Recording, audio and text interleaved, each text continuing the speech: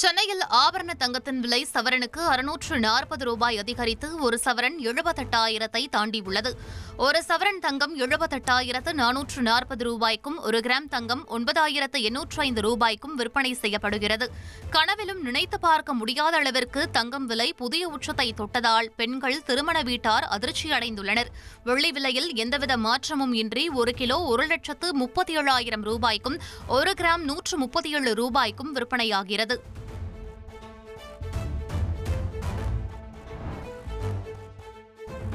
GST council கூட்டத்தில் பங்கேற்பதற்காக டெல்லி சென்ற பாஜக அல்லாத மாநிலங்களின் நிதியமைச்சர்கள் தமிழ்நாடு இல்லத்தில் காலை சிற்றுண்டியின் போது ஆலோசனை மேற்கொண்டனர். 56வது ஜிஎஸ்டி கவுன்சில் கூட்டம் மத்திய நிதியமைச்சர் நிர்மலா சீதாராமன் தலைமையில் நடைபெற்றது. இதில் தமிழக நிதியமைச்சர் தங்கம் தென்னரசு பங்கேற்றார். முன்னதாக எதிர்க்கட்சிகள் ஆளும் மாநில நிதியமைச்சர்கள் தமிழ்நாடு இல்லத்தில் ஆலோசனை நடத்தினர். ஜிஎஸ்டி சீர்திருத்தத்தால் அரசுக்கு 2 லட்சம் கோடி ரூபாய் வரை இழப்பு ஏற்படும் என தமிழ்நாடு, கர்நாடகா, கேரளா உள்ளிட்ட 8 மாநிலங்கள் கடந்த வாரம் கூறியிருந்தது குறிப்பிடத்தக்கது.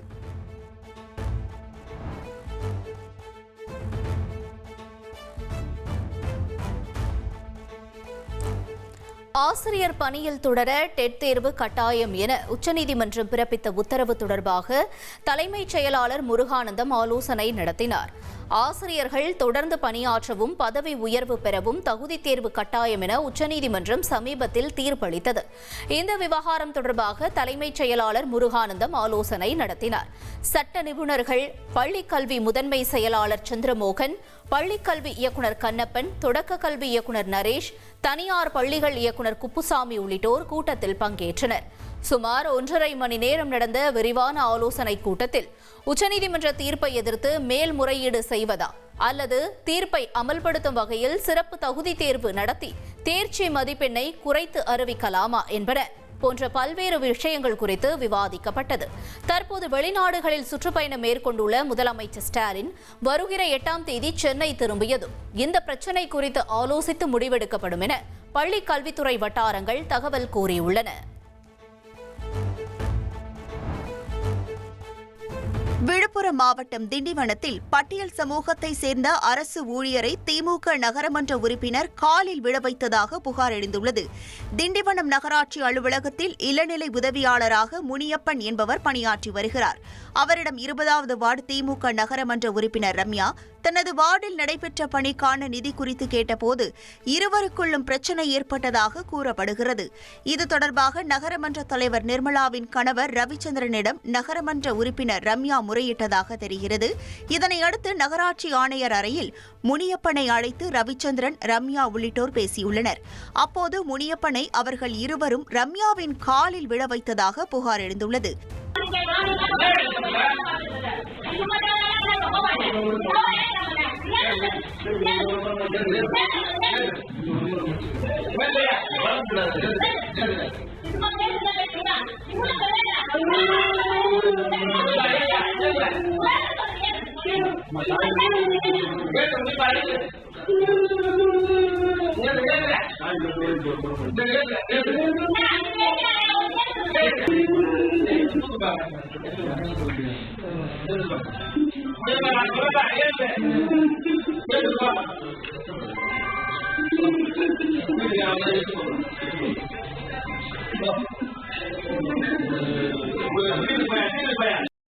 இந்த நிலையில் சிசிடிவி கேமராவில் பதிவாகியுள்ள இது தொடர்பான காட்சிகளை ஆய்வு செய்து அரசு ஊழியரை காலில் விழ வைத்தவர்கள் மீது நடவடிக்கை எடுக்க வேண்டும் என காவல்துறையில் புகார் அளிக்கப்பட்டுள்ளது.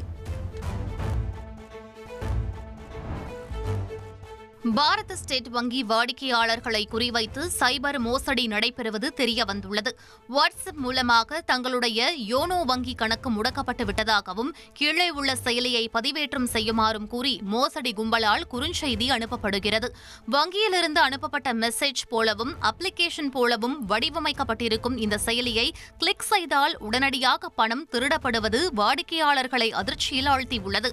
இதுவரை பலருக்கும் இதுபோன்ற குறுஞ்செய்தியும் அப்ளிகேஷனும் பகிரப்பட்டு வருவதாக கூறும் எஸ்பிஐ வாடிக்கையாளர்கள் ஒருவேளை அப்ளிகேஷனை கிளிக் செய்தால் கணக்கிலிருந்து பணம் திருடப்படுவதாகவும் கவலை தெரிவிக்கின்றனர். மேலும் எஸ்பிஐ வாடிக்கையாளர் விவரம் எப்படி கசிகிறது என்பது தொடர்பாக சைபர் கிரைம் போலீசார் விசாரிக்க வேண்டும் என அவர்கள் கோரிக்கை விடுத்துள்ளனர்.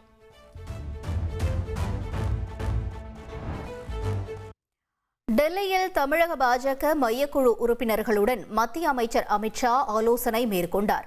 இதில் பாஜக மாநில தலைவர் நயினார் நாகேந்திரன், மூத்த தலைவர்கள் பொன் ராதாகிருஷ்ணன், தமிழிசை சவுந்தரராஜன், மத்திய அமைச்சர் எல் முருகன், அமைப்பு பொதுச் செயலாளர் கேசவ விநாயகம் உள்ளிட்ட நிர்வாகிகள் பங்கேற்றனர்.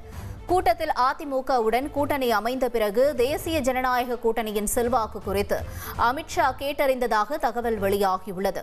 மேலும் தமிழக பாஜக நிர்வாகிகள் ஒற்றுமையுடன் செயல்பட வேண்டும் என்று அவர் அறிவுறுத்தியதாகவும் கூறப்படுகிறது.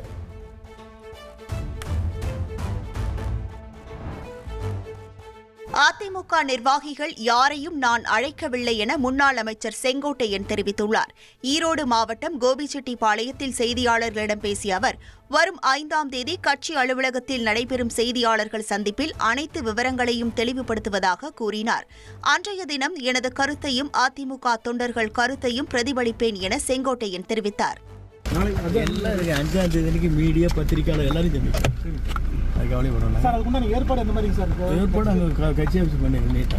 கட்சி ஆபீஸ்லயே கூட்டம் வச்சிருக்கீங்களா சார்? மண்டபத்துலங்களா சார்? கட்சி ஆபீஸ்ல. இதில் நான் எப்படின்னாங்க உங்களுக்கு தெளிவாக சொல்லுவேன்.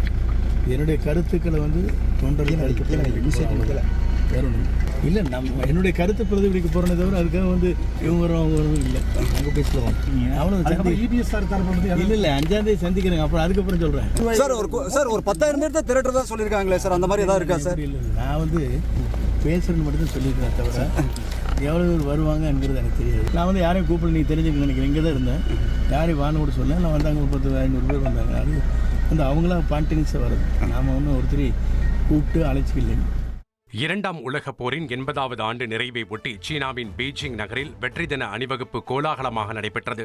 பெய்ஜிங்கில் உள்ள தியானன்மென் சதுக்கத்தில் நடைபெற்ற விழாவில் சீன அதிபர் ஜி ஜின்பிங், ரஷ்ய அதிபர் விளாடிமிர் புட்டின், வடகொரிய அதிபர் கிம் ஜாங் உன் ஆகியோர் ஒன்றாக பங்கேற்று வெற்றி நாள் அணிவகுப்பை பார்வையிட்டனர். அதிநவீன போர் விமானங்கள், ஏவுகணைகள் மற்றும் ட்ரோன்களின் கண்கவர் சாகசம் காண்போரை வெகுவாக கவர்ந்தது. வெற்றி தின அணிவகுப்பில் HQ-9C ஏவுகணைகள் காட்சிப்படுத்தப்பட்டன. பாகிஸ்தான் தனது பாதுகாப்புக்காக HQ-9 ஏவுகணையை சீனாவிடமிருந்து வாங்கியுள்ள நிலையில் ஆபரேஷன் சிந்தூர் நடவடிக்கையின் போது இந்திய ஏவுகணைகளிலிருந்து பாகிஸ்தான் வான்வெளியை இது பாதுகாக்க தவறியதாக தகவல் வெளியானது குறிப்பிடத்தக்கது. சீனாவில் நடைபெற்ற வான் சாகச நிகழ்வை பொதுமக்கள் ஆரவாரத்துடன் கண்டு ரசித்தனர். 2ஆம் உலகப் போரின் நிறைவை குறிக்கும் வகையில் பெய்ஜிங்கில் பிரம்மாண்ட ராணுவ அணிவகுப்பு நடைபெற்றது. இதனைத் தொடர்ந்து விமானங்களின் சாகச நிகழ்வு அரங்கேறியது. இதையொட்டி பெய்ஜிங் தெருக்களில் திரண்ட மக்கள் ஆர்வத்துடன் பார்த்து மகிழ்ந்து தங்கள் செல்போன்களில் பதிவு செய்தனர். சீன சுதந்திரத்திற்காக பல அமெரிக்கர்கள் உயிர் தியாகம் செய்ததை சீன அதிபர் ஜி ஜின்பிங் நினைவு கூறுவாரா என அமெரிக்க அதிபர் டொனால்ட் ட்ரம்ப் கேள்வி எழுப்பியுள்ளார்.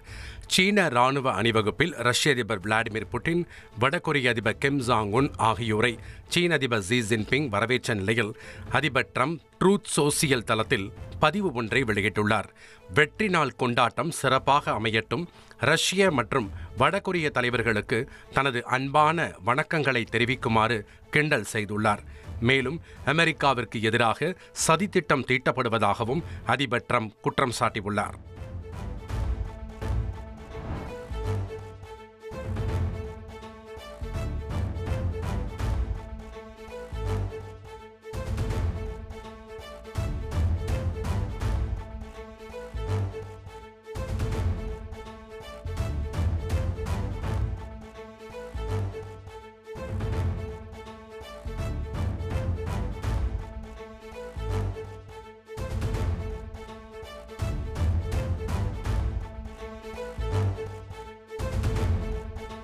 அமெரிக்க ஓபன் டென்னிஸ் ஆடவர் இரட்டையர் காலிறுதி சுற்றுக்கு இந்தியாவின் யுகி பாம்ரி இணை முன்னேறியுள்ளது.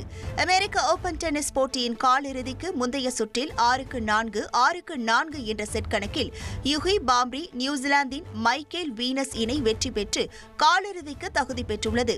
கிராண்ட்ஸ்லாம் இரட்டையர் பிரிவில் யுகி பாம்ரி காலிறுதிக்கு முதன்முறையாக தகுதி பெற்றுள்ளது குறிப்பிடத்தக்கது.